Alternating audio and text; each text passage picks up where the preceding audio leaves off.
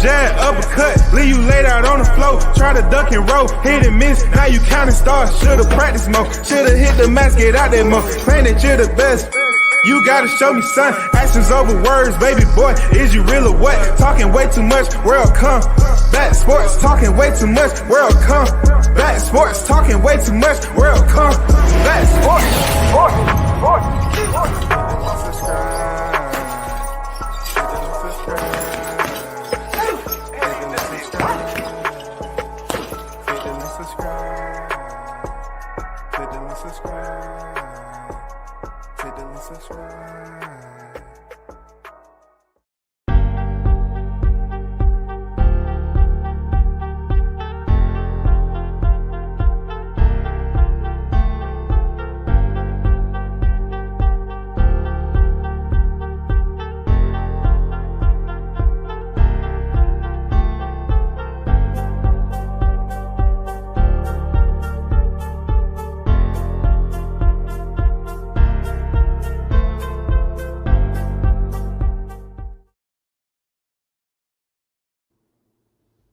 First in the building. Big Blunts and Boxing on deck. You already know what's good. Salute to you. Good morning. One day closer to the weekend. We know we love that sound. We know we love that. You know what I'm saying? We love hearing the sound of the weekend. Real talk. Salute to you. The Ran Too Real for TV in the building. What's good? Salute, fam. Salute to you. Let's go, people. Pack in the room, man. You know it's MMA hour. You know what I'm saying? I'll probably hit a little boxing on the back end. But make one thing certain. Shout out to the boxing fans. You're in the right place if you want to hear some dope things. You know what I'm saying? WCS back on the boulevard. And we're going to talk about mixed martial arts. We have a huge fight coming up. Real talk. We have a championship fight between two future Hall of Famers. Real talk. 2 future Hall of Famers. And it's going to take place this weekend, the 6th of May. You know what I'm saying? But first, shout out to Team Tucker, man. I got to put it out there. He's a sensation. He's a star. You know what I'm saying? He's just trying to elevate to the notoriety to be a superstar. You know what I'm saying? He's already been blessed in life with the skills that he has. And through his performances, I know for a fact more people are going to tune in to see Jihad Tucker fight. Shout out to his team. Shout out to Shaw News. You know, Showtime Shaw. Shout out to his pops, Coach Tucker, Coach Terry, Joe Daney. You know what I'm saying? Shout out to all of them. Shout out to his brother, Molly, $1 Million Molly. You know what I'm saying? That is another fighter you have to look out for maybe in about 5 years. He may absolutely step in the door the same way his brother did at a young age, and he's extremely talented. He's a back-to-back national champion. And yes, I'm telling you ahead of time so you can be aware and if you choose to follow the growth, the maturation process to when he initially, finish up his amateur career and turn professional. But right now, Big Bro is the one that's stunting on him. You know what I'm saying? Big Bro is the one who's stunting on him. His whole team's stunting on him, really. But Big Bro is the one who's coming off that win with Seknashvili, winning his 10th professional fight. And let me tell you, I know we on the eve in a couple of months of 4th of July, but all I saw was fireworks. In there in Tulsa. You know what I'm saying? And they had a cattle auction. You know what I'm saying? They had to stop the cattle auction because it seemed like they were just getting a little rowdy in there. The Cowboys was like, hey, what we got going on? Somebody feed these cattle some freaking coffee beans? No, it's just that fight over there. Okay, I got it. I mean, he showed up, showed out, and he proved that he has different layers to his game, which I appreciate being there to see it happen because, like I told you, it seems like it was. Every one of his fights seemed to be a different performance. And this last one was absolutely a different performance because he chose to stand there close distance and gauge and gauge close quarters combat with the much bigger and visibly stronger fighter. But you didn't see that. You know what I'm saying? He got broken up, broken down, and dispersed of. You feel me? So big shout out to Jihad Tucker though. Definitely check him out. That's the flyer right there. July 1st. Top rank affair. You know what I'm saying? Top rank affair. The best in the business, man. You know what I'm saying? And shout out to the team once again. Bruce Gas Boxing Jazz and more. Salute to you, OG. I see you in the building. What's going on with it, Bruce? I'm trying to just allow a little bit more people to get in here. Yes, WCS do and has always talked about MMA. I'm not on the clock as I should be with MMA. But like I said, I am investing more time. I do my studies with mixed martial arts when I'm not on boxing. You know what I'm saying? But to be honest with you, hold on for a second.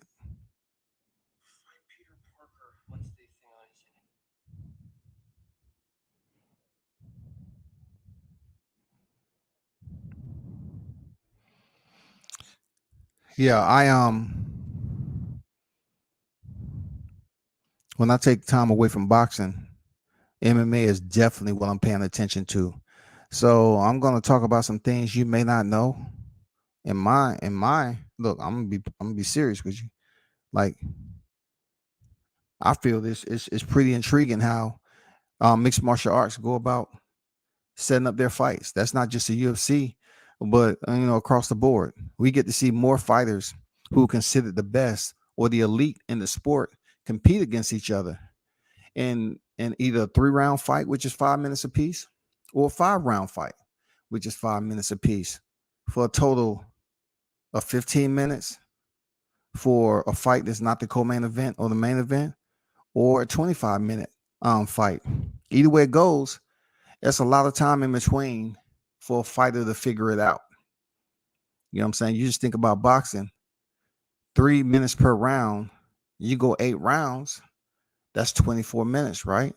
You have you have a minute in between. Just say you take it to the match, 30 minutes.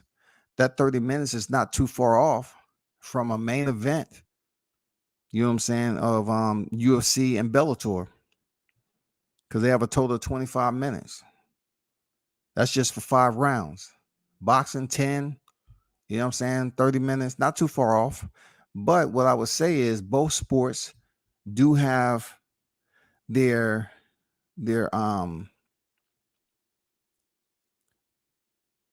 process and when a fighter needs to try to make adjustments. You know what I'm saying? Even in a 3-minute round, you still have to find a way to make adjustments in there. You know what I'm saying? And you're using strictly your hands. As in mixed martial arts, you have to find how to make your adjustments. You have to find out how to do it. You have 5 minutes to figure it out. But yet, I think the time limit is suitable for mixed martial arts because you're dealing with a multifaceted combat sport. You're dealing with multiple disciplines. So, yes, sometimes you might get 2 fighters who are grapplers, wrestlers. It might, the fight might change levels and play out most of the time on the ground level. And it does provide a fighter the opportunity to make it back to his or her feet, to stand up, or whatever the case, and still have that time on the clock to work. Whereas if it was a 3-minute round in mixed martial arts, that person can just ride out their opponent, just lay and pray, lay and pray, lay and pray. James Gang, what's good? On deck. So let's talk about this. Let me share screen right quick with you. All right. And we're going to go to first, I want you to be made aware of the pound for pound list. There's a reason why I'm going here first, okay? In reference to this fight. It is a reason, okay? So let's take a gander at the UFC pound for pound list. I'm not going 1 through 15. I'm just basically mentioning and showing you something right quick. So in front of you is the pound for pound list. And if you go over here to where you see the highlight, John Jones, who just returned, is the heavyweight champion. He defeated Cyril Gunn in what considered a sneeze, an eye blink, or a moment where you turn your head slightly to the right, then back to the front, and the fight was over. He came back from 3 years to earn a title shot, and he won the title. I love it. I always appreciate Dana White, Sean Shelby, the matchmakers over there, allowing the best to fight the best over here, right? So you go down to Alexander Volkanovski, the featherweight world champion. He just came off a fight with Islam Makhachev, right? Islam Makhachev is the 155-pound world champion, and that's considered the lightweight division. As I always make a point to reference, is that the lightweight division in mixed martial arts is quite different numbers than boxing. The lightweight numbers in boxing is 135 pounds. The lightweight numbers when it comes to the scale in mixed martial arts is 155 pounds. A significant difference. Just like the next division up, all right? If you take lightweight and you go to welterweight, you go to lightweight and you go to welterweight, you going from 155 to 170 pounds. Okay. As of lightweight, welterweight, in freaking boxing, you got 135 pounds, and then it's like super lightweight 140 that's in between, and then you have the 147-pound welterweight division. So you have one division in between that. It's not such a huge jump. And for quite some time, it seemed like the UFC was going to insert another division there, which would, from what I understand, it would be labeled the atomweight, which would be 165 pounds. But it never came to fruition. That's a whole nother story. It pretty much deals with this fight though, because they was trying at one point in time to phase out the flyweight division. Dana White didn't think Demetrius Johnson, who is a legend in that division, 11 title defenses. He's absolutely a GOAT. He didn't do anything to sell the fights. So they was trying to shut it down. And it was said that if indeed it would have got shut down, they would have inserted 165-pound division in between lightweight and welterweight. But it never happened because I'm about to tell you why. Okay. So we have John Jones. We have Alexander Volkanovski.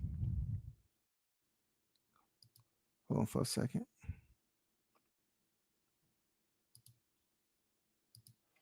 We have Alexander Volkanovski.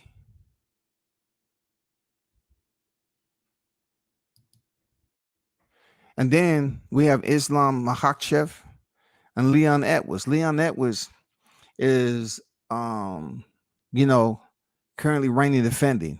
He beat Kamaru Usman, the former welterweight world champion. And, finally he was able to get his chance. Leon Edwards was pretty much like the Demetrius Andrade of the UFC, to be honest with you.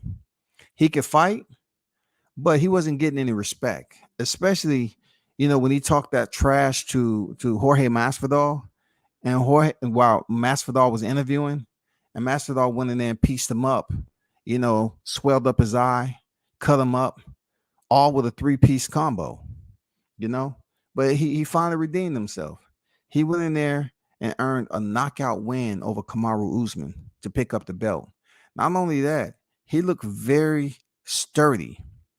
He looked very convincing in his rematch when he defeated Kamaru Usman. So he's certified now. All right. And then ranked number 5 on the UFC pound for pound list, is Israel Adesanya. Okay, Adesanya, when you talk about someone I totally underestimated, I have no problem with being on record as saying I underestimated this guy when he initially joined the UFC.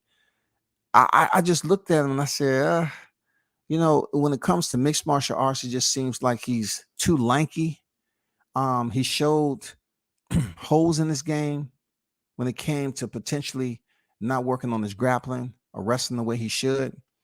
And I just felt like it was some tougher fighters that had that plus in that area what I just talked about with grappling and wrestling that would beat him.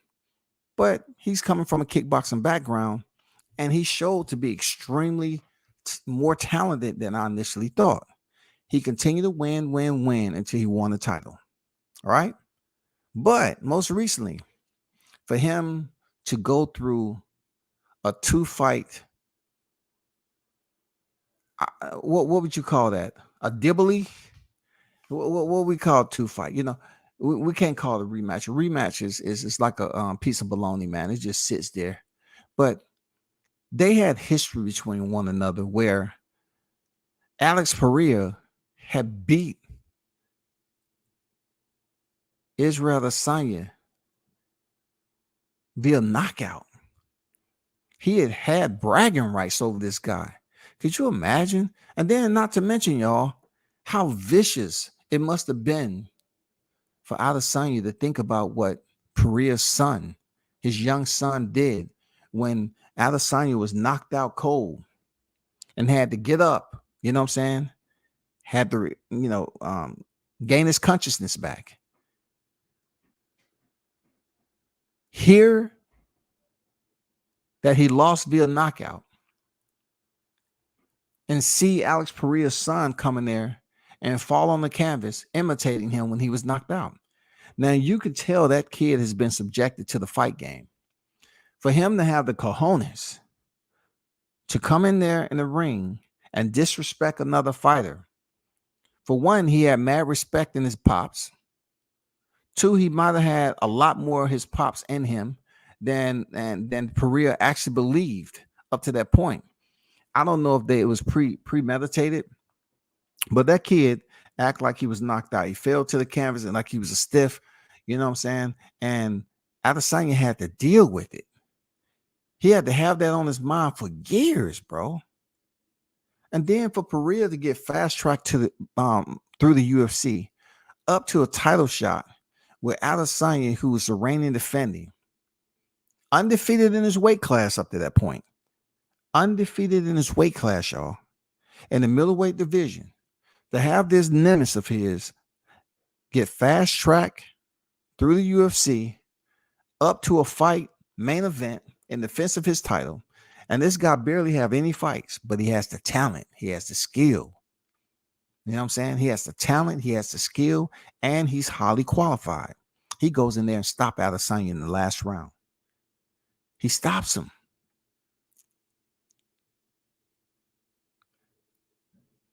Not only does Adesanya has to reflect upon his son falling on the canvas the way he did, he has just been stopped in a whole entirely different combat sport.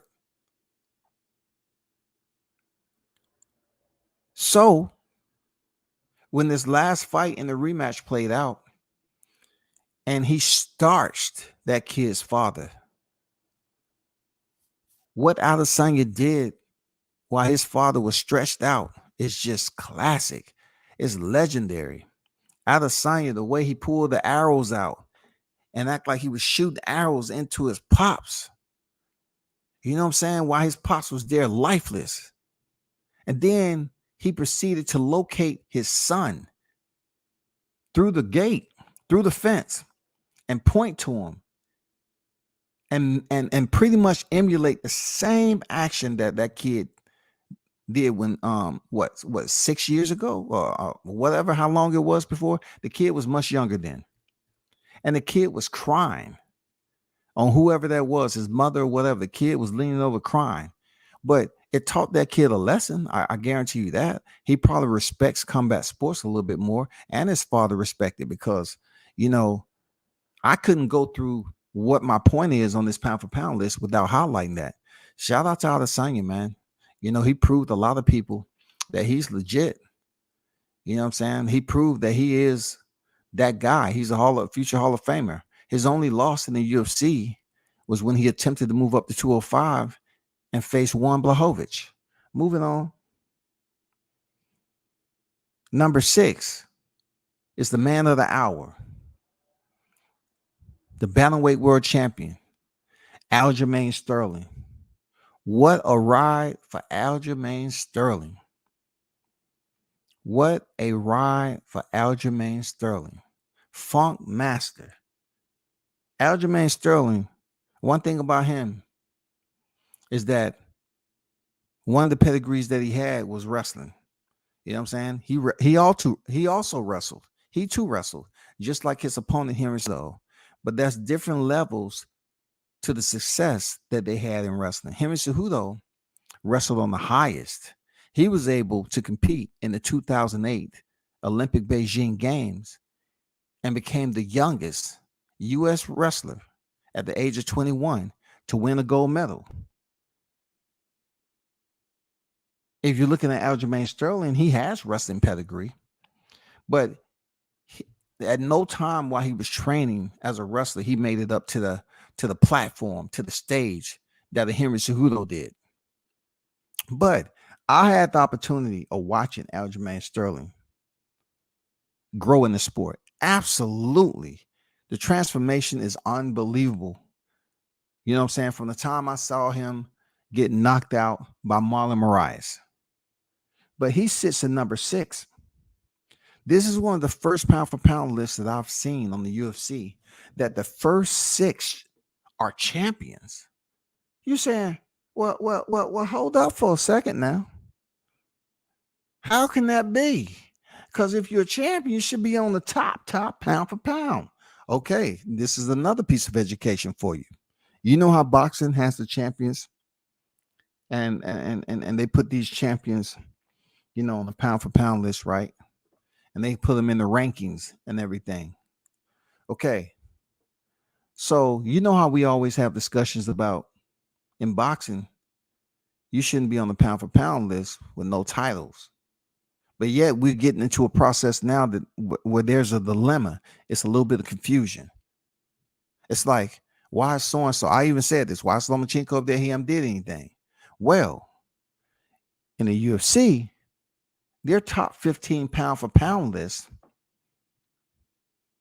embraces the entire male boxing, right? Just like boxing. And I said male boxing, but male competitors in mixed martial arts, just like boxing. But boxing pretty much goes to 1 through 10. The UFC goes 1 through 15. But what I like about the UFC is that they have people on the pound for pound list that aren't champions. This is the reason why I like the UFC having a non-champion on there, vice what I like about boxing, because the format of boxing for quite some time have gave you the impression that you had to be a champion to be on the pound for pound list, and most of the time those champions haven't fought in a very long time, but they're still residing on the list, right?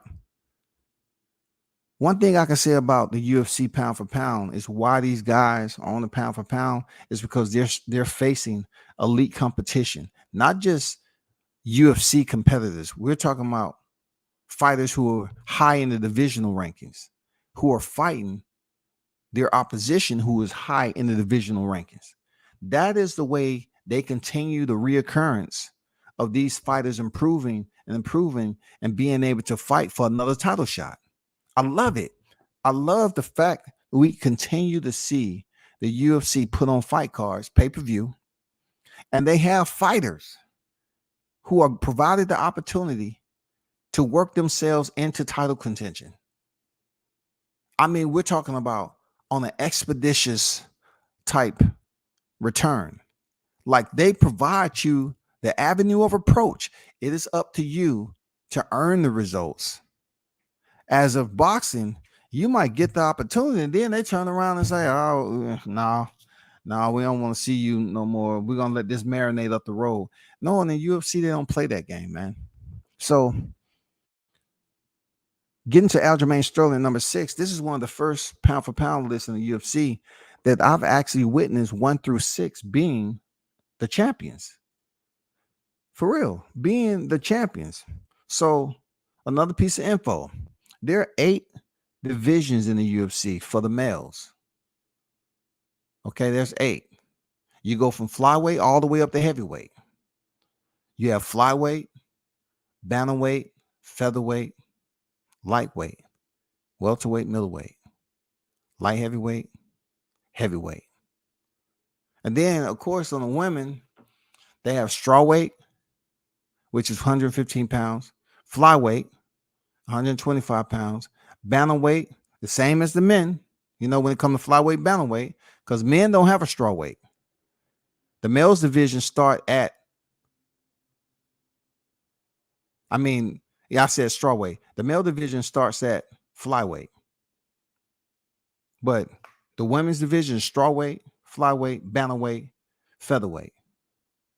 That is it. They have 4 divisions. So the growth right there, it's still pending. I don't think it's going to change too much later on in life, because you really can't find females to compete at 145 pounds. That's actually a 145 pounder. Most of these ladies are coming in 115, 125, 135. All right. But check this out. 1 through 6. Only place I'm going from here is the other 2 champions, right? Because that's 6 champions right there. John Jones, Alexander Volkanovski, Islam Makhachev, Leon Edwards, Israel Adesanya, and Aljamain Sterling. If you go down here to number 9, that's Brandon Moreno. Okay. Brandon Moreno is the current reigning defending flyweight champion. And if you paid attention, man, him and Davison Figueiredo just had a 4-match fight, like 4 straight fights. Forget a trilogy. They had to settle the score in 4 fights, man. Shout out to them. Shout out to them. Real talk. Shout out to them. Seriously. And then he's a 125 pounder. And then you have to look at Jamal Hill. Jamal Hill just went in there and won the light heavyweight championship. He's going to have a very tough test ahead of him when the actual champion who vacated the title due to injury, and he was allowed to fight for it. But Jamal Hill and Brandon Moreno are the other 2 champions that are outside. You know what I'm saying? Outside the top 10. And if you're looking at this, I just noticed things like this. They have 2 9s there. They don't have a 10. They have 2 9s. You know what I'm saying? For whatever reason, it's a typo, or they saying that, yeah, Alex Pereira and Brandon Moreno are both number 9, but that doesn't make any sense. But the other 2 champions is Jamal Hill and Brandon Moreno. Brandon Moreno is the flyweight world champion, and Jamal Hill is the light heavyweight world champion. Now, let's switch courses a little bit and get to the wickets of how important this bantamweight title is. This title fight is coming up at UFC 288. Oh my God, it's going to be one of the best of the year, y'all. It's going to be one of the best of the year. When I tell you the story behind both of these fighters, they have both fought through adversity before going on a winning streak to get where they was at as the bantamweight champion. So let me get up out of here and share screen once again. All right. So I want to first talk about Henry Cejudo. Why? Because we hear about Olympians getting, in boxing, Olympians are talked about all the time about what they was achieve on the Olympic status, right? On the Olympic stage. Well, this is no different, except, when you set records as the youngest U.S. medalist ever in wrestling, you know what I'm saying? You're a gold medalist, and then you come over to the UFC and you end up winning 2 championships. That is absolutely phenomenal feat to be an Olympic gold medalist and then a 2-weight world champion now. A 2-weight world champion in the UFC. Let's go to the one and only Henry Cejudo. Why? Because I have to get to the current reign defending last to kind of tie this all together. Not to mention, we're gonna talk about another situation that happened with Aljamain Sterling when he became champion that I don't think ever happened on the pound for pound list for a fighter that was a champion. They didn't even put the man on the pound for pound list when he picked up the belt from Peter Yan. But let me go up here, share screen right quick, and let's talk about Henry Cejudo. Henry, the messenger Cejudo. All right. Cooking with Sir Senior, what's good? Mr. Pass on deck. So, this is the guy. I wouldn't blame him. He earned that gold medal. I wouldn't blame this guy. I wouldn't blame him at all. So, Henry Cejudo, the messenger, is 16 victories, 2 defeats, right? They don't, record knockouts like boxing and all that. He's 36 years of age. Now, this guy right here is considered a legend. That's one of the quickest legend labels that tags that you ever want to put on a fight. I'm just saying, like, a lot of people might look at Conor McGregor too as being one of those guys. But Henry Cejudo, in my opinion, what he was able to do on the Olympic level and came over here to become a 2-weight world champion is astounding. 16 victories in, he's 36 years of age, retired. Okay, let's get down to it. Henry Cejudo's was with Dominique Cruz during the pandemic, y'all. During the pandemic. Right here, Dominique Cruz. It was May 9th, 2020, when he fought arguably one of the best bantamweight champions in the history of the sport, and Dominique Cruz. He would go in there and stop him in round 2. Okay. But let's go back to when it all began to come together. Once he came over to mixed martial arts, he fought in like organizations WFF, Gladiator Challenge, Legacy FC. And then he was able to get his call up to the Ultimate Fighting Championship, fighting the likes of Kimura, Carriazo, Camus, Formiga. And then in 4 fights in the UFC as an Olympic gold medalist, they presented him with a title opportunity at flyweight. That's 125 pounds. This is Henry Cejudo going in there with the legend, Demetrius Johnson. Going there with the legend, Demetrius Johnson. And this was back in April of 2016. He loses round 1, y'all. Knees punches. He loses because you're talking about a wrestler coming over here to mixed martial arts. Regardless, he fought in neighboring organizations. He hasn't built up enough tools yet.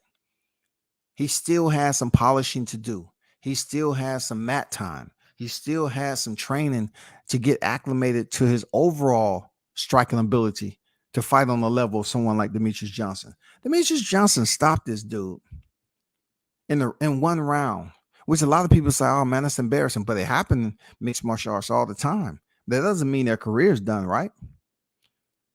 So he gets stopped. And later on that year in 2016, in December, they give him the alpha male, Joseph Benavidez from Team Alpha Male under Uriah Faber. And anybody who knows Joseph Benavidez, he was one of those fighters that they was waiting on him to get a title shot. He was talented enough. Yeah, early on, they said, oh man, this guy's talented. You know what I'm saying? This guy's talented. This This guy's talent. He got potential, but he keeps losing the fights. Like, I'm not saying he didn't have losses on his record. I'm just saying, like, it, the stories that you hear coming out the source is Benavidez. So from then on, it would be the last time he loses. Why? Because he only has 16 professional wins, y'all. Listen to what I'm telling you, how epic this fight is. Henry Cejudo only has 16 wins, and he has 2 losses for a total of 18 professional MMA fights. During this time, he was able to achieve the glory that he did in that short window. He lost back-to-back fights right here that you see, and then would go on to fight the likes of Sergio Pettis, the brother of Anthony Pettis. Look at this now. They gave him Wilson Reese, and Sergio Pettis. 2 fights in 2017.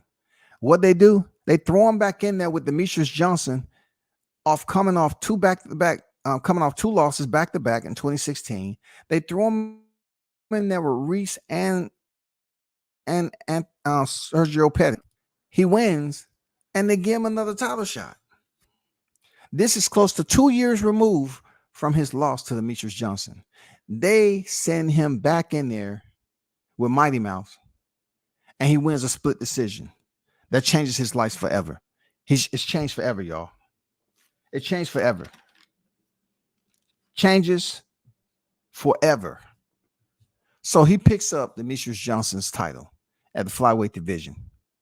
And I'm clapping, because I like Demetrius Johnson too, man. I like Mighty Mouse. You know what I'm saying? Like, top 5, in my opinion, of best mixed martial artists ever, right? So Henry Cejudo, man, he sends the message. He comes back in there, win a split decision. It's up from there, right? So what the UFC does, what I love, they provide him the opportunity to fight TJ Dillashaw, who was the current Bantamweight world champion at the time. Now, we have heard of other people. We have seen it play out on the UFC plenty of times of them allowing fighters to become champs. That means champions in more than one division at the same time. We seen Conor McGregor, who was the first to do it. You know what I'm saying? In the featherweight and the lightweight division. We've seen Daniel Cormier do it. We've seen Amanda Nunes do it. We've seen several fighters attempt to make this happen. And it's a big freaking deal. But for Henry Cejudo, he was offered with a strange, unique deal out the process. Henry Cejudo was offered to face TJ Dillashaw at 135 pounds. And this is TJ Dillashaw right here. One of the best, fighters to do it in history, right? So they offered TJ Dillashaw that Henry Cejudo fight in order to, cement his legacy, add another belt to his legacy, make another super fight, because this was an epic fight. Now we're talking about Olympic gold medalist being able to become champion as quick as he did. Now the UFC is trying to lock in a huge pay-per-view, and somehow, from what I heard, TJ Dillashaw said, I'm going to talk myself out of this because I want more money. I want all this money. And you can't really play that game with Dana White them unless you that man, unless you Conor McGregor, So TJ Dillashaw talked himself out of having a big fight at 135. Champ versus champ. And the flyweight title was going to be on the line. And he wouldn't have had to fight at 125. He could stay in his division. That's what they was trying to do, to basically banish the flyweight division. So guess what they do? They go down to Henry Cejudo. They say, hey, we try to offer TJ Dillashaw a reasonable deal, but he wants too much money. But so the negotiation fell out with that. They go to Henry Cejudo. Hey, Cejudo, You want to fight TJ Dillashaw at 125? We're gonna make him, come down here to 125. No, no, no, no. No, I'll take that back. Hold up. Hold up. I stand corrected. Hold up. I stand corrected. It just done. I got smash. Henry Cejudo is the one who talked himself out of that. He talked himself out of that. He wanted too much money. You know what I'm saying? So they went and asked TJ Dillashaw. That's how that worked out. Forgive me. I'm a human. I don't remember everything. But what I do remember, you can guarantee I'll speak on it. So Henry Cejudo talked himself out of a big fight with TJ Dillashaw by demanding too much money. So then TJ Dillashaw gets the conversation. They say, hey, TJ, we'll pay you this. They go down there and and you think you can do it to shut down Henry Cejudo at 125? Because we're really trying to sweep away that division. And TJ Dillashaw is known to be super duper shredded. He can fight, multi-time world champion. And what TJ say? He didn't have to get with Dwayne Bang Lugwit to figure this out. He said, yeah, I'll take it. But it has to be at 125 though. And both titles are going to be on the line. Cool. So they was trying to provide the opportunity to do something different with two champs fighting each other. TJ Dillashaw, if you see right here, TJ Dillashaw, to highlight it, he fought Henry Cejudo in January 2019. Henry Cejudo would knock out TJ Dillashaw in the first round. This is TJ who's been in some epic battles. He too had a grand rising at the Ultimate Fighter Championship, man. Like it's not like it was flawless. Like he ended up being beat by Demetrius Dobson, John Dobson in the Ultimate Fighter finale. And he was hyped beyond belief. Like they thought TJ Dillashaw was just going to run through everybody, which he was in Ultimate Fighter. But when he got to the finale with Dobson ended up beating him. But when it came down to their career, TJ Dillashaw took off. So he checks the box. He talks with the higher ups and he said, cool, no doubt about it. I'll fight him at 125. He makes the weight and goes in there and get knocked out. He loses his bantamweight title. And for Henry Cejudo, man, his wings was already spreaded and he was flying to a whole nother freaking summit, pinnacle in his career. Now he becomes a two-weight world champion. He becomes a champ, a flyweight and bantamweight world champion at the same time, even though he did not fight at 135 pounds for that title. It didn't matter because they provided him the opportunity to scoop it up by TJ Dillashaw dropping down the weight to fight him. So what did he do? Henry Cejudo named himself Triple C. That means 3-time champion. Olympic champion, flyweight world champion, bantamweight world champion, right? On the flip side of that, not only did TJ Dillashaw take a loss, but this man popped. He violated the substance abuse, drug policy, a banned substance in the UFC. He tested positive for EPO. He lost his title. No, let me back up. He was knocked out.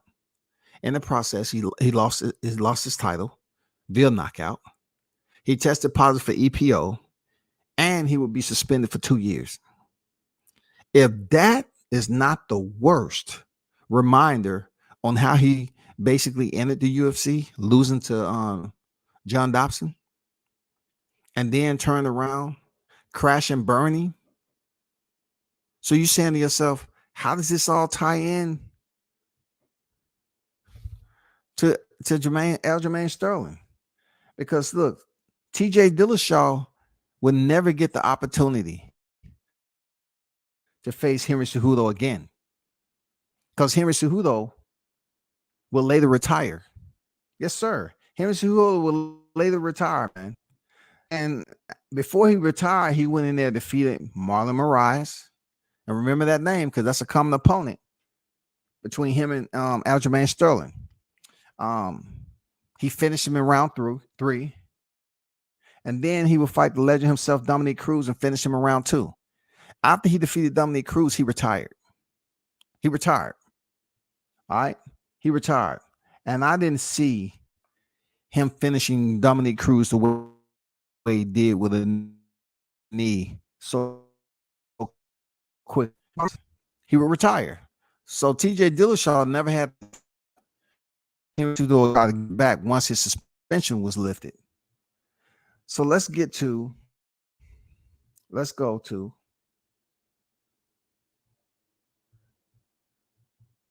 Aljamain Sterling. All right. This fight is taking place this weekend. UFC 288. Aljamain Sterling has much as far as fights. You know what I'm saying? He has a total of 25 pro fights. Record sits at 22 victories, 3 defeats. Now, if you go back to Aljamain Sterling, he had Brian Caraway, which was very talented. I'm not going to lie, very talented. And he lost a split decision, okay? Then he went there and faced Rafael Assunção, which him too was on the rise and a name to look out for. And he lost a split decision to Rafael Assunção. Common opponents also with TJ Dillashaw, okay? Now he would go on a fight win streak facing Augusto Mendez and Renan Barao. All right. Then he was stepping there with Marlon Moraes. The important part about this fight is I just mentioned they pretty much had common opponent in Marlon Moraes. It was other names, but only pertaining to this particular fight that's coming up. Marlon Moraes would starch Aljamain Sterling in round 1 with a kick to the head. Just a bit complacency by Aljamain Sterling.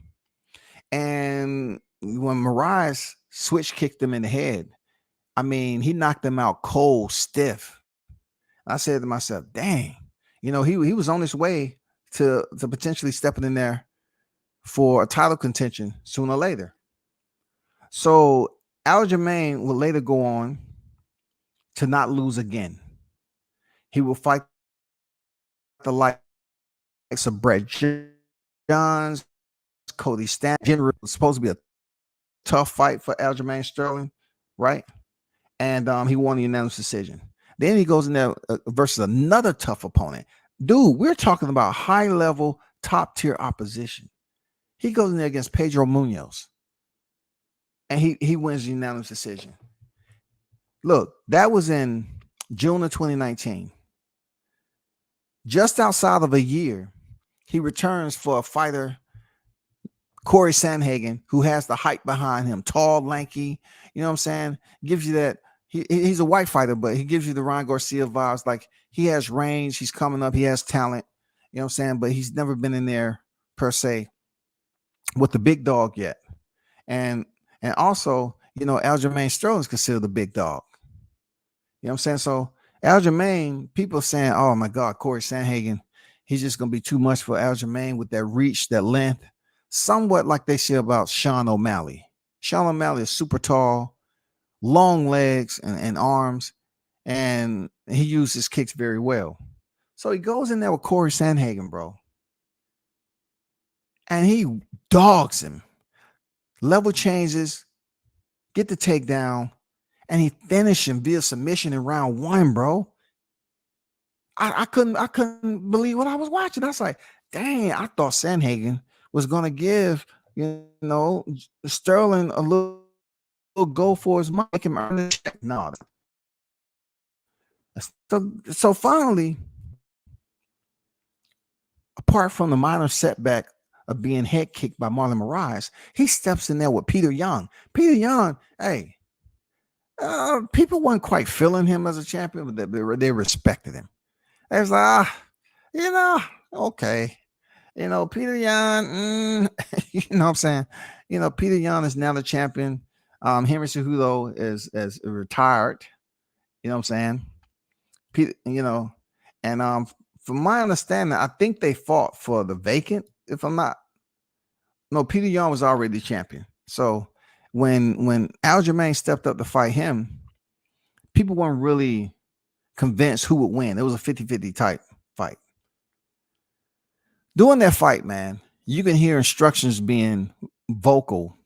You know what I'm saying? You can hear instructions coming from the corner of Peter Yan when Aljamain was on a knee and his hand was on the canvas. And it's a rule in the UFC that is considered a ground opponent. So the weird part about this is that back in the day, when you talk about the glory and pride days, fighters used to be able to kick you in the head when you was on all fours. It didn't freaking matter. But the UFC wanted to clean it up, separate it from being considered a barbaric sport. So they disallowed kicks to be delivered to opponent who was considered down. Like throughout the years, this rule has continued to be revised, right? In this moment, Aljamain Sterling was on knee and had his hand down. He's considered a grounded opponent. He was just playing the game. He didn't look that good. His performance that day wasn't convincing me that he was going to be champion. It wasn't. So he was playing the, grounded opponent game. And I think the corner became impatient. And they say, knee him. And Peter Yan is the fighter at the end of the day. I would go out to say that he clearly understand what his corner was telling him to do. He fully received the fighter's instructions prior to entering the cage, and he chose to send that knee to a grounded opponent. When he did it, he knocked Aljamain Sterling out temporarily to the point where when Sterling was trying to come through, anyone y'all get kneed in the head, it don't matter if a light knee or a hard knee. I mean, that joint right there will either knock you out or have you dizzy. So people in the audience, it kind of gives you the vibe, right?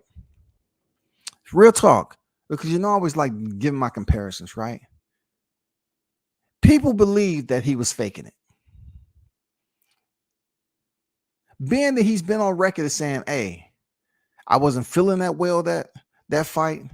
I didn't rehydrate properly. I wasn't feeling good.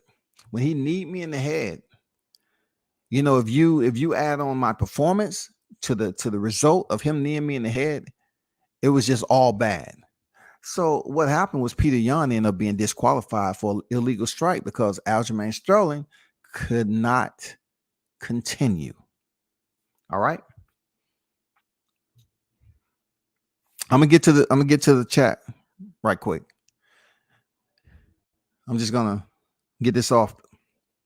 So when Aljamain Sterling couldn't continue, he became the champion.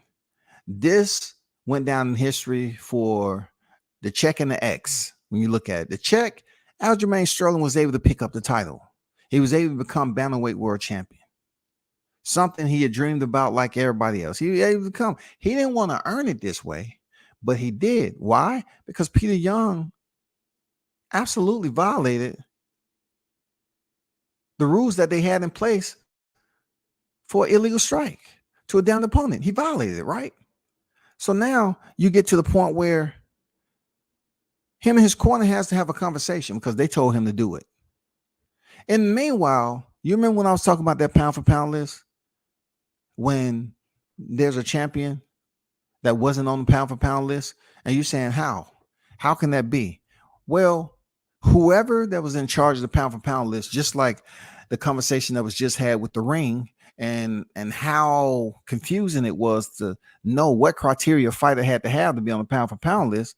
Well, when it came down to the UFC, they refused to put Aljamain Sterling on the pound for pound list because they felt like his win was embroiled in controversy. They felt like he was faking.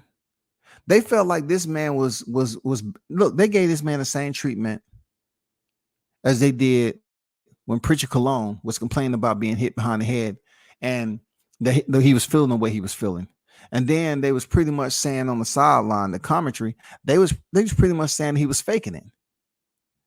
They said, oh, he should get an Oscar for this. He should get an Emmy. And he's never been the same since that night. Aljamain Sterling was kind of giving us like, hey man, I didn't do some things right. after the weigh-in. I didn't rehydrate properly. I wasn't feeling well. And then to not rehydrate properly, they always talk about is very important, right? Because if you got rehydration clause, people lose their freaking mind. And he pretty much was temporarily banished off the pound for pound list until he stepped in there and faced Peter Yan again. So let's go up here to the rematch of Peter Yan that happened in April 2022. He went in there in a much anticipated. I'm talking about people was like, man, they was dogging Aljamain out, talking about you was Funk Master fake. You didn't get it done. You got the chip the easy way. You know what I'm saying? You didn't show your spirit. Man, they was just dogging this man. Dog. Bradley talks about one against Pacquiao. You know what I'm saying? How they was criticizing, they was belittling that man. You know, they were saying he won nothing. He was forced to have a rematch. You know what I'm saying? I mean, Aljamain Sterling, bro, they was dogging this man. Fake Funk Master, you know, anything you can talk about. Oh man, you're a faker, you're a coward for doing that. That's not the way, you know, that you be respected by the MMA fans and this. He had to listen to all this. All along in the process of trying to explain to people that the reason why he was looking the way he was looking, because he was already feeling bad. So now he get in there for the rematch and he dominates Peter Yan. This is the first fight they had was March 2021. And then he came back just outside of a year in April 2022. And he dominates them to win a decision. I know it says split decision, but he did very well in that fight, man. You know, the UFC kind of get like boxing sometime where you have judges up there trying to make history for the wrong reason, but he clearly won that fight. Clearly. I was like, this is a totally different fighter than when I seen fight Peter Yan the first time, right? So look, they was going to give TJ Dillashaw. You know what I'm saying? They was going to give him TJ Dillashaw right after that. Listen to what I'm saying about this boxing and all that. How you win a title and moms want to say, I fight who I want. I don't want to fight that. The UFC doesn't provide you that hallmark. This man was coming off defending his title against a former champion. Then they're going to put him in there with TJ Dillashaw, one of the best bantamweights in UFC history. Yeah, the same TJ Dillashaw who came back from a 2-year suspension for doping. The fight was canceled September 2022. TJ Dillashaw came back in October of 2022. And you wouldn't believe what happened. I never would have thought that he would have subbed out TJ Dillashaw, but Dillashaw ended up going through an injury in that fight. He got broke down. You know what I'm saying? Mounted from the back position, and he was submitted. You know what I'm saying? He was submitted, do the strikes. When you get somebody like Aljamain Sterling on your back like that, and you injured and you're not able to, you know, use that shoulder supposedly that was injured and stuff like that, but yet he fought as much as he could, you're not going to be able to change positions. You're not going to try to work yourself to a better position. And Aljamain from the back position was raining down some hard ass punches, and he stopped him. He stopped TJ Dillashaw, man, round 2. It was just wild. TJ Dillashaw left the sport, came back, and you know, they didn't shun him to my old so and so. He was doping before and all that. But let me show you something.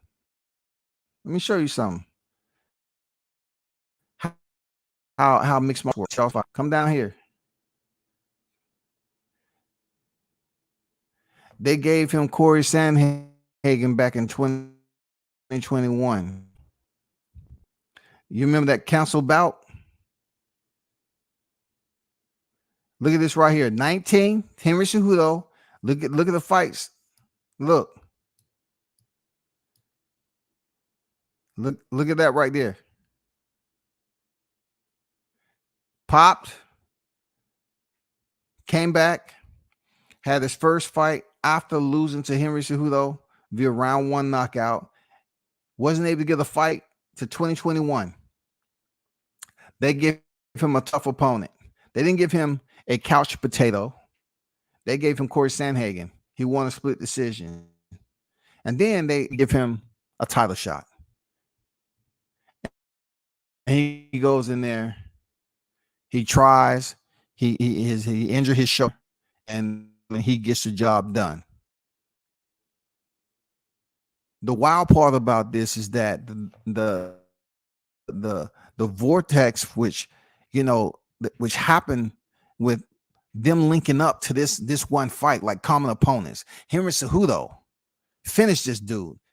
He popped positive, suspended, went away, came back, fought one fight, and then went in there against Aljamain Sterling, and Aljamain successfully defended his title.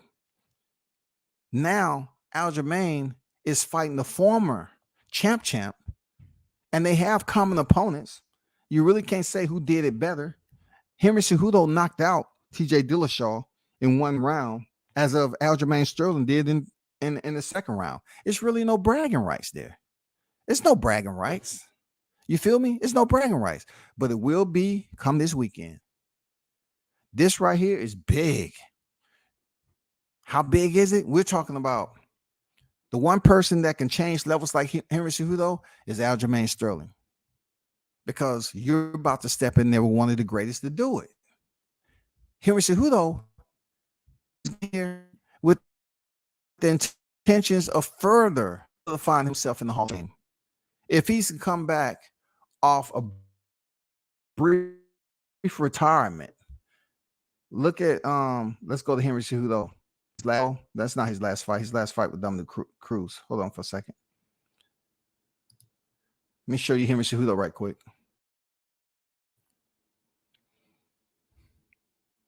He's been out the cage since May of 2020, y'all.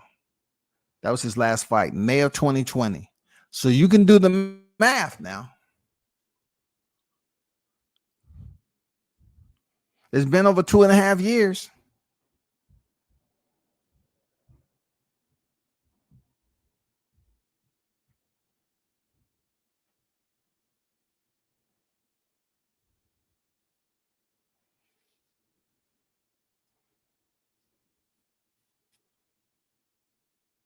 That's incredible for him to come back off that layoff, just like John Jones. It's incredible for him to come off that layoff like that. You know what I'm saying? And then step back in there for a title shot after back and forth trash talking between these two. And Henry Cejudo don't have anything to prove. You know what I'm saying? Olympic champ, a guy who's a little bit younger than him. Henry Cejudo is 36. Aljamain is 33. Not too much of a big difference there. Nobody gives a damn about that. It comes really to mixed martial arts, unless you just super old. And if you're super old, you won't be in the cage being televised. But there is some fighters up there that's in their 30s and they still televise and they still get, the call. But this fight is mega. This is a mega fight, man. This is a mega fight right here, especially for Aljamain, because he wants what Henry Cejudo is already established. Aljamain Sterling wants to be considered what the Henry Cejudos, the TJ Dillashaws, the Dominic Cruz. He wants to be considered one of the best bantamweight fighters ever.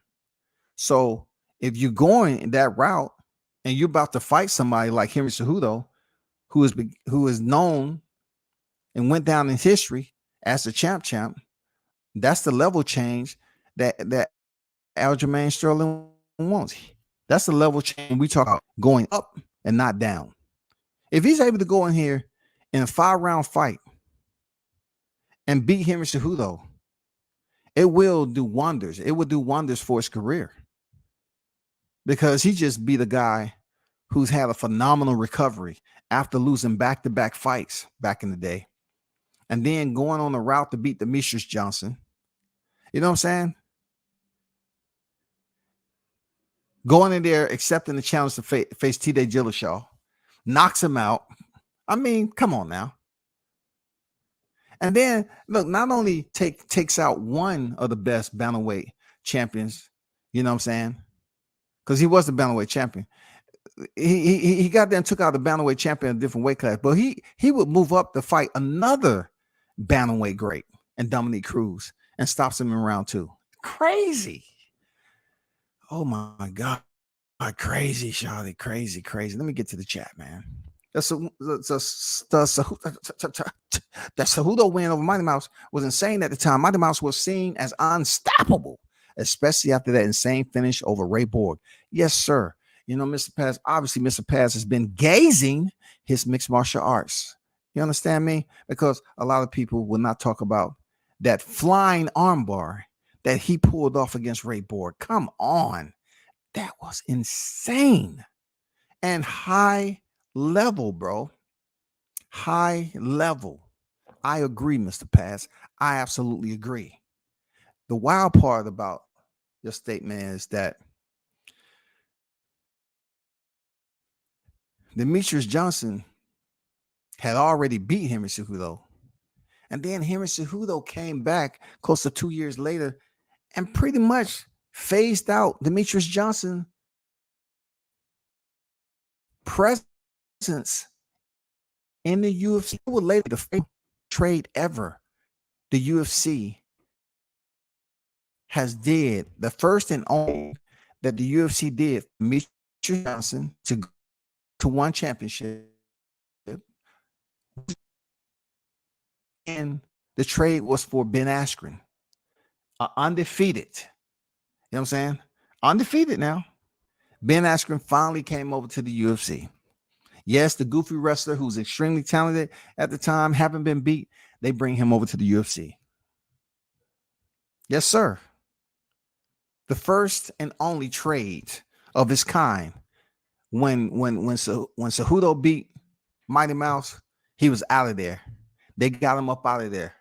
They traded him to one championship and brought over Ben Askren. And we already know Ben Askren won one fight with Robbie Lawler, and then he was crushed by Jorge Masvidal. But stand on topic. Good point. Good point.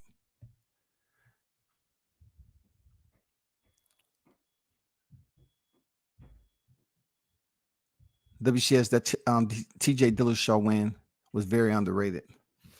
Wasn't TJ on drugs too and still got smoked? He did, man. I try to tell people when it comes down to it, you know, Pez doesn't build up a chin, a tolerance, a chin.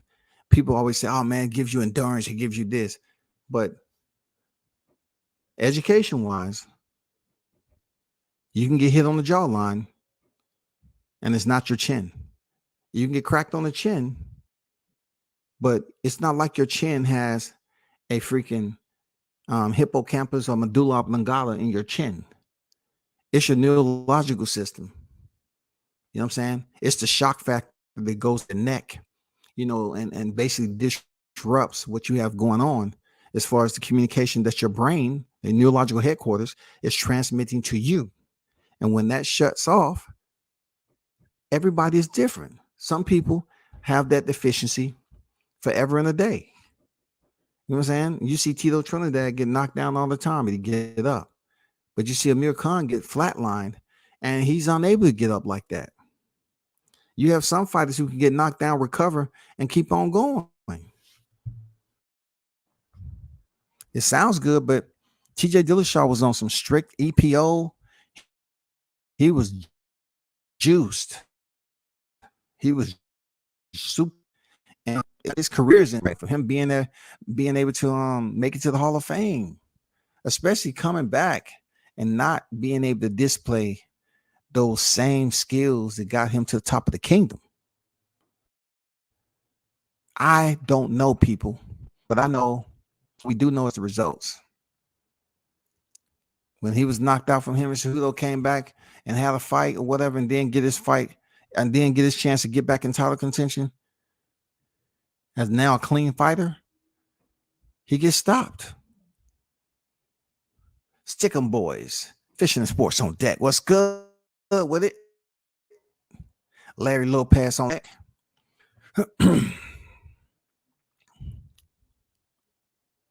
Ill Status Boxing on deck. Samar Warren on deck. Salute to everyone that's in the building. Yes, this is in the history. Jermaine Sterling. He has 22 victories, 3 defeats. It don't mean anything, Sam. It don't mean what it mean in boxing when it comes to mixed martial arts. It doesn't mean the same. It doesn't. But what I would suggest to you all is, if you're able to, I know a lot of you might, check out UFC 288.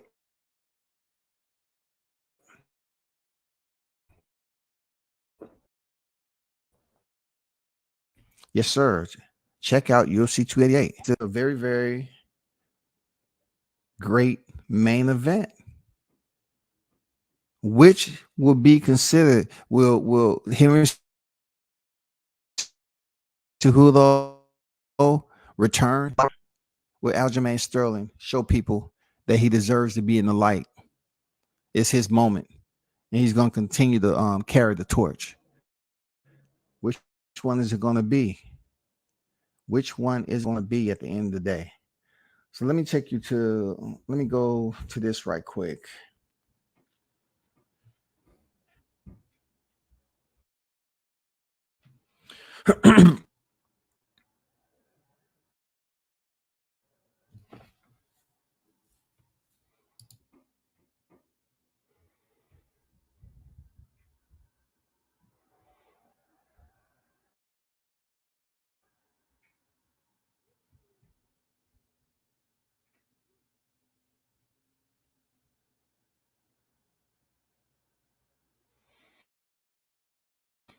Hold on for a second.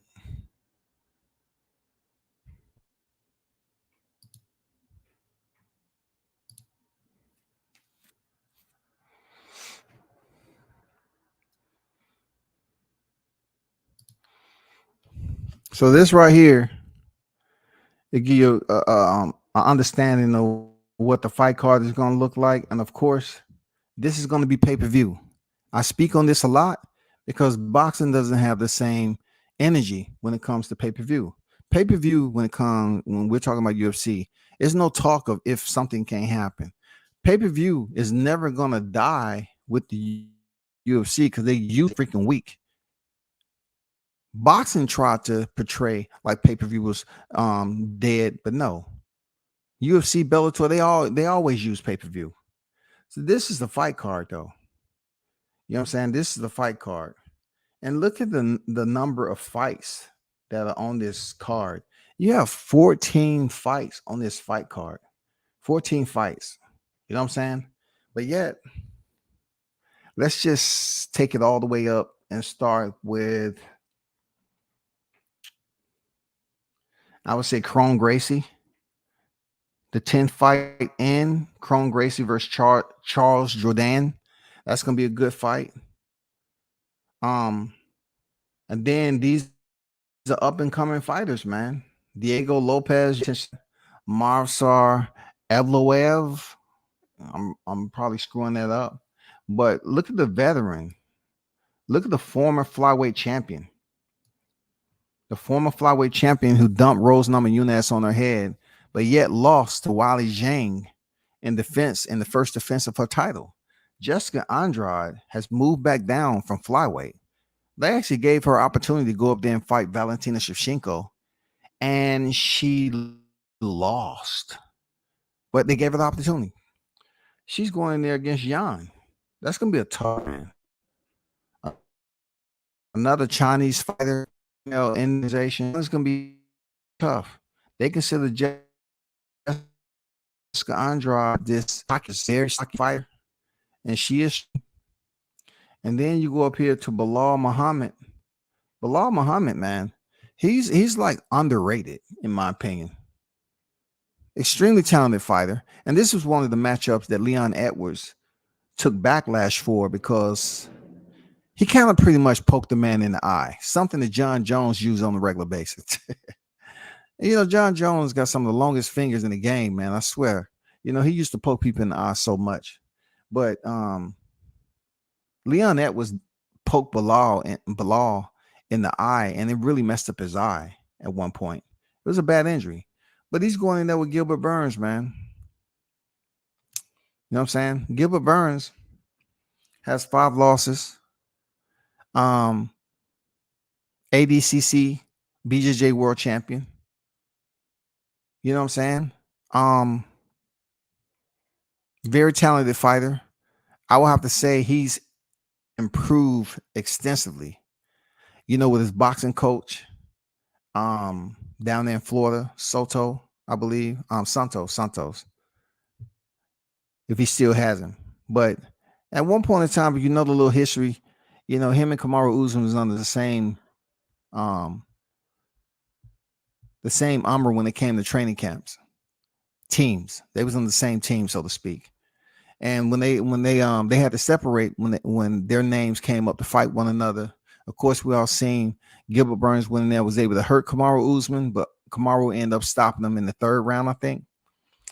Anyway, he would go on, man. Gilbert Burns would go on to fight again. And I think one of his standout reflections, or so to speak, standout fights that he had was when he went in there against what was his name? I can't believe I was thinking about Islam Makhachev, but Khamzat Chimaev. He went in there against Khamzat Chimaev and gave him fits like you wouldn't believe.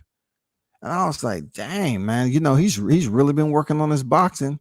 He's already a BJJ world champion.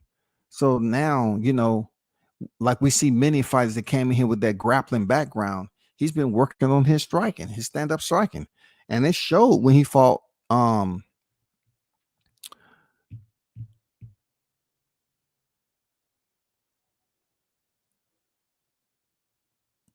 on, who is this? Okay. When he fought Khamzat Chimaev. So now they put him in there with another tough fight with Bilal Muhammad. This is going to be a good fight, man. At the welterweight division, 170 pounds. This is going to be a good fight. Then, of course, the main event, Bantamweight.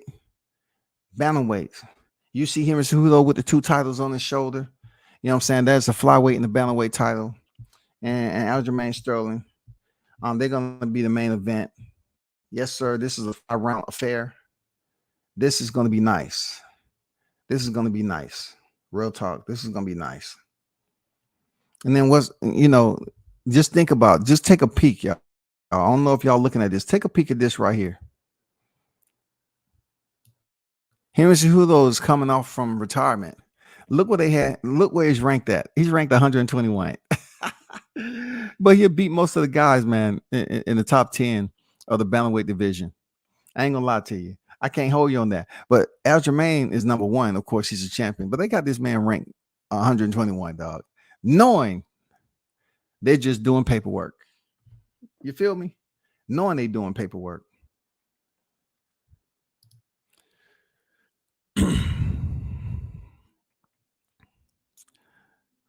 Who are you winners for the UFC card? I'm gonna make some bets. I'm gonna do that tomorrow. I'm gonna place my winners tomorrow. I usually don't do predictions like that because it just, in mixed martial arts, it all depends on what the game plan is. You're talking about multi-faceted, multi-dynamic striking from head to toe. Consistent of the 8 limbs. It's just a whole different dynamic. Sometimes you see fighters get stopped and they just went in there with a fighter that had a bad style for them to deal with. You know what I'm saying? Then they come back and fight somebody else. They look good, but yet that person is still ranked high in the division. So mixed martial arts can be very, very strange, man. It can be that riddle for you, especially as predicting fights. Like this main event right here. This is extremely complex for people the put a finger on and feel good about it. Like, okay, Henry Cejudo gonna win. Aljamain gonna win. They don't know. Henry Cejudo's been out the sport. Aljamain has been active in his absence. Now it's time to see who's the best. If Henry Cejudo beats Sterling this weekend, he'll probably retire again. And Aljamain, he beats that Henry Cejudo, I believe he's just going to continue to, ask for more pay, and they're going to continue to feed him top name opponents.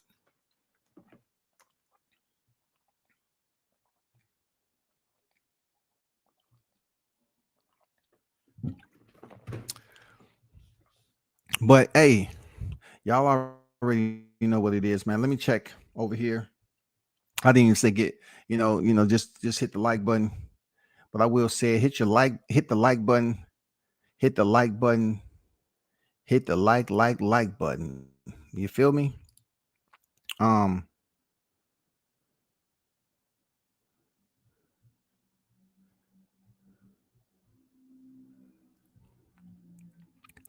On a boxing topic, just to close out with a boxing topic, right?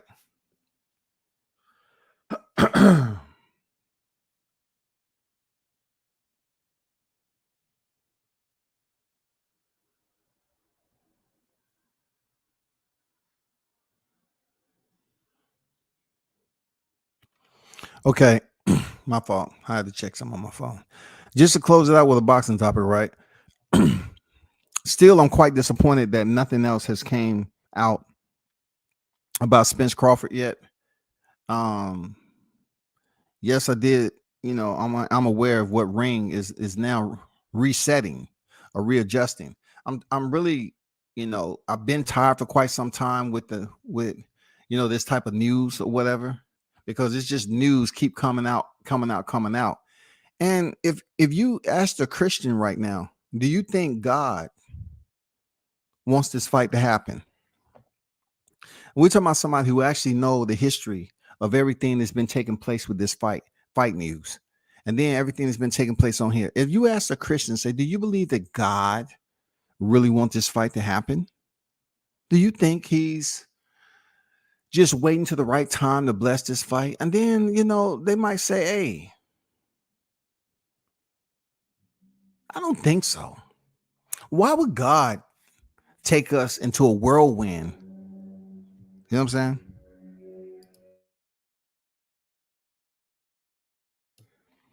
Why would God take us through a whirlwind of false information? Why would he take us through a whirlwind of deception? God wouldn't do that. You know what I'm saying? We're talking about false dates after false dates, bogus, fraud, whatever name you want to call it, dates after dates after dates. So much to the point where it's almost like if you continue to just put it out there and allow it to precipitate and allow it to contaminate the air, you know what I'm saying? Allow it to be unhealthy every time the subject comes up, and people get disturbed when they hear it. They get agitated for they become ill-tempered, right?